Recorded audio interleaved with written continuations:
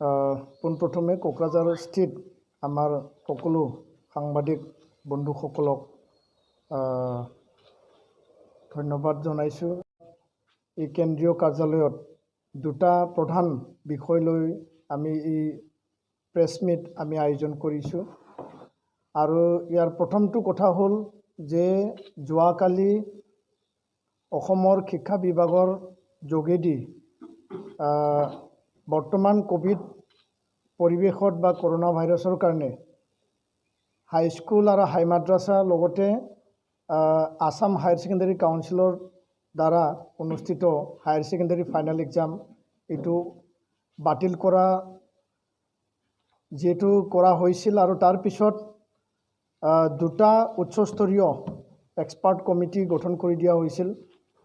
আৰু এই দুয়োটা এক্সপাৰ্ট কমিটিয়ে এসপ্তাহ জোৰা তেওঁলোকে এটা পৰ্যালোচনা বিভিন্ন দিশত তেওঁলোকে চোৱা চিতা কৰাৰ পিছত ৰাজ্য চৰকাৰক প্ৰতিবেদন জমা দিলে। আৰু এই প্ৰতিবেদনৰ পিছত যোৱাকালি ৰাজ্য চৰকাৰে শিক্ষা বিভাগে শিক্ষামন্ত্ৰী ডাঙৰীয়াৰ লগতে দুয়োটা কমিটি মেট্ৰিক আৰু হায়াৰ ছেকেণ্ডাৰীৰ কাৰণে যি কমিটি গঠন কৰি দিয়া হৈছিল দুয়োটা কমিটিৰ অধ্যক্ষ তেখেতক লৈ পেলাই এখন প্ৰেছ বাৰ্তাৰ যোগেদি প্ৰকাশ কৰিছে। আৰু এই ইভালুৱেশ্যন পদ্ধতিত মেট্ৰিক আৰু হায়াৰ ছেকেণ্ডাৰীৰ যি দুয়োটা পৰীক্ষাৰ কাৰণে যি পৰীক্ষা যিহেতু পাতিব পৰা নগ'ল, ছাত্ৰ ছাত্ৰীক এটা সুনিশ্চিত তেওঁলোকৰ শিক্ষা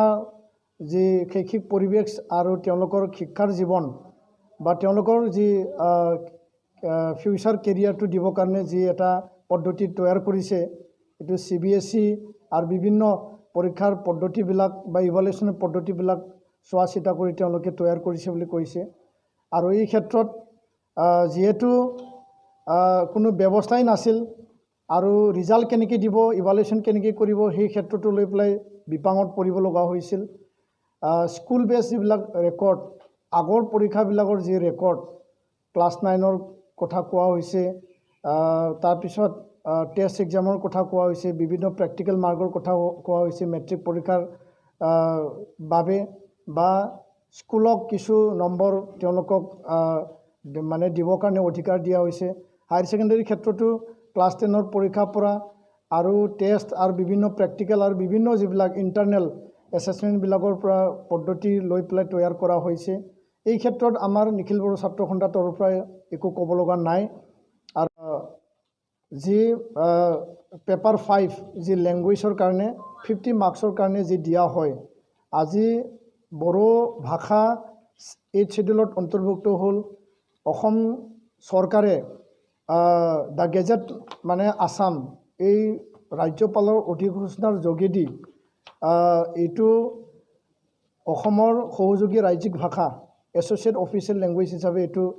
গণ্য কৰা হ'ল। আৰু এইটো আজি বিভিন্ন বিভাগ, বিভিন্ন ডিপাৰ্টমেণ্ট, চৰকাৰী বেচৰকাৰী এইটো ব্যৱহাৰ কৰি আছে, ইউজ কৰি আছে। আৰু তেনে এটা পৰিৱেশত আসাম জুডিচিয়েল ছাৰ্ভিচ, যোনটো জুডিচিয়েল ছাৰ্ভিচৰ যোগেদি বিভিন্ন আইনৰ লগত জড়িত যিখিনি তাত মানে বাছনি প্ৰক্ৰিয়া কৰা হয়, মানে বাছনি প্ৰক্ৰিয়াৰ যোগেদি তেওঁলোকক চাকৰি দিয়া হয়, নিয়োগ কৰা হয়। আৰু 3rd গ্ৰেড আৰু 4th গ্ৰেড বিভিন্ন ডিষ্ট্ৰিক্ট কোৰ্টবিলাকত, ছেশ্যন কোৰ্ট, CJM কোৰ্টবিলাকত বা হাইকোৰ্টৰ ক্ষেত্ৰত বা বিভিন্ন যিখিনি লয়াৰ্ছত বা বিভিন্ন যিখিনি লিগেল এছপেক্টছত এইটো ব্যৱহাৰ কৰা হয়। সেই আসাম জুডিচিয়েল ছাৰ্ভিচৰ পৰীক্ষাত দীৰ্ঘদিনীয়াৰ পৰা বড়ো ভাষাক এলাগী কৰি পেলাই সেইটো বঞ্চিত কৰি আহিছে। আমাৰ ছাত্ৰ ছাত্ৰীবিলাকে মানে তাত মানে অংশগ্ৰহণ কৰিব পৰা নাই। অসমীয়া ভাষাক তাত কম্পালচৰি লেংগুৱেজ হিচাপে ৰাখিছে। অসমীয়া ভাষা অসমৰ ৰাজ্যিক ভাষা হিচাপে তাত থাকিব, ইয়াত আমাৰ ক'ব লগা নাই। কিন্তু বড়ো ভাষা অপশ্যন হিচাপে তাত থাকিব লাগে, যিহেতু এইটো অসমৰ সহযোগী ৰাজ্যিক ভাষা হ'ল। দি আসাম অফিচিয়েল লেংগুৱেজ 1960 সেইটো এমেণ্ডেড কৰা হ'ল 2020 এমেণ্ডেড এক্ট। আৰু এই এমেণ্ডমেণ্ট মতে সকলো চৰকাৰী, সকলো লিগেল, সকলো যিখিনি আইনৰ লগত জড়িত আছে বা বিভিন্ন মানে বিভাগত এইটো মানে ব্যৱহাৰ কৰিব লাগে। আৰু আজি আসাম লেজিছলেটিভ এছেম্বলি, অসম বিধানসভাটো সেইটো আজি ব্যৱহাৰ কৰাৰ কাৰণে অলৰেডি কাম সম্পন্ন কৰিছে। আৰু এই অধিৱেশনত এইটো পূৰ্ণাংগ পৰ্যায়ত ব্যৱহাৰৰ কাৰণে ৰাজ্যপাল মহোদয়ে এইটো অধিসূচনা জাৰি কৰিছে। তো ইয়াৰ কাৰণে দীৰ্ঘদিনীয়া যি বঞ্চিত দীৰ্ঘদিনীয়া যি মানে আমাক এলাগী কৰা সেই কথাটোলৈ আমি খুব উজাৰিছোঁ আৰু হাইকোৰ্টৰ ৰেজিষ্ট্ৰাৰ ডাঙৰীয়াক আমি এই কথাটো তেওঁ অনুকিয়াই দিব বিচাৰিছোঁ যে অতি সোনকালে ইয়াৰ চিলেবাছ আৰু ইয়াৰ যি নটিফিকেশ্যন যি এডভাৰটাইজমেণ্ট হয় তাত বড়ো ভাষাক 50 নম্বৰৰ লেংগুৱেজ পেপাৰ হিচাপে তাত ৰাখিব লাগে আৰু অসম চৰকাৰৰ লগত বিভিন্ন সময়ত আমি আলোচনাৰ ক্ষেত্ৰত এই মাৰ্কশ্বিট বা চাৰ্টিফিকেট দিয়া হ'ল তেওঁ কোৱালিফাই হৈ গ'ল তেওঁক ইভালুৱেশ্যনৰ মূল্যায়নৰ যোগেদি তেওঁ কোৱালিফাই কৰা হ'ল আহি থকা দিনত সেই একেটা মানে ষ্টুডেণ্টে যদি মই চাকৰি কৰিম বা মই মানে ডিপাৰ্টমেণ্টত চাকৰি এপ্লাইৰ কাৰণে মোক চাৰ্টিফিকেট মাৰ্কশ্বিট লাগে বুলি তেওঁ যদি পৰীক্ষাত অৱতীৰ্ণ হয় আৰু এই পৰীক্ষাত যদি তেওঁ ফেইল হয় তেতিয়াহ'লে সেই ছাত্ৰক ফেইল হিচাপে ধৰা হ'ব না পাছ হিচাপে ধৰা হ'ব এইটো এটা ডাঙৰ প্ৰশ্ন আৰু অভিভাৱকসকল ছাত্ৰ ছাত্ৰীসকল এইটো বিপাঙত পৰিছে যে পঢ়াৰ কাৰণে এটা মাৰ্কশ্বিট আৰু মানে চাকৰিৰ কাৰণে আন এটা মাৰ্কশ্বিট দুইটা মাৰ্কশ্বিট এটা ষ্টুডেণ্টে কেনেকৈ মানে গ্ৰহণ কৰিব তো ইয়াৰ কাৰণে এই কথাটো আমি নিশ্চিত কৰিব বিচাৰিছোঁ যে চৰকাৰক আমি আহ্বান জনাব বিচাৰিছোঁ যে তাত দুটা মাৰ্কশ্বিট হ'ব নোৱাৰে যে পঢ়াৰ কাৰণে এটা মাৰ্কশ্বিট চাকৰিৰ কাৰণে এটা মাৰ্কশ্বিট আৰু ধৰি লওক আজি তাৰিখত যদি এটা ছাত্ৰই তেওঁ ফেইল হোৱাৰ পিছত তেওঁ ভাবিলে যে মই মাষ্টাৰ ডিগ্ৰী কৰিম বা মই ডিগ্ৰী পঢ়িম মই মেডিকেল ইঞ্জিনিয়াৰিঙত যাম তেওঁ এই পৰীক্ষাবিলাক কোৱালিফাই হৈ গ'ল বা এই মাষ্টাৰ ডিগ্ৰী তেওঁ ল'লে বা BA BSc BCom ল'লে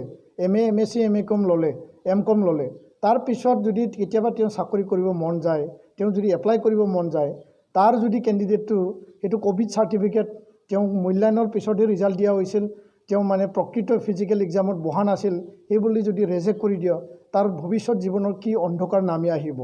তো ইয়াৰ কাৰণে আমি বিচৰা নাই ইয়াত দুটা মাৰ্কশ্বিট দুটা চাৰ্টিফিকেট হওক আমি বিচাৰিছোঁ এটা ছাত্ৰ এটা মাৰ্কশ্বিট বা মানে এটা চাৰ্টিফিকেট আৰু এটা পৰীক্ষা বা এটা ইভালুৱেশ্যন সেই এটা ছিষ্টেমত ছাত্ৰ ছাত্ৰীক সুবিধা দিব লাগে আৰু ছাত্ৰ ছাত্ৰীক কেতিয়াও পৰীক্ষা নিদিওঁ বুলি কোৱা নাই এছাম ছাত্ৰ ছাত্ৰীয়ে হয় কৈছে তেওঁলোকে পৰীক্ষা বাতিল হোৱাটো বিচাৰিছে CBSE বাতিল কৰিছে বিভিন্ন ৰাজ্যিক বোৰ্ডে বাতিল কৰিছে অসমত বাতিল হ'ব লাগে কিন্তু প্ৰায়বিলাক ছাত্ৰ ছাত্ৰীয়ে তেওঁলোকে বিচাৰিছে যে পৰীক্ষা হ'ব লাগে আমি বিচাৰিছোঁ স্পষ্টকৈ নিখিল বড়ো ছাত্ৰ সন্থাৰ তৰফৰ পৰা যে এই ছাত্ৰ ছাত্ৰীক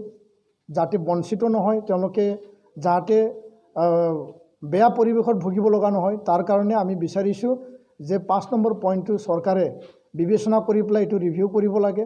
আৰু ছাত্ৰ ছাত্ৰীক এটা ন্যায় প্ৰদান কৰিব লাগে সকলোৱে এটা সুখী এটা মুহূৰ্তত আছিল সকলোৱে আনন্দ এটা পাইছিল যে পৰীক্ষা ঠিক আছে নহ'ল পাতিব পৰা নগ'ল আৰু তাৰ কাৰণে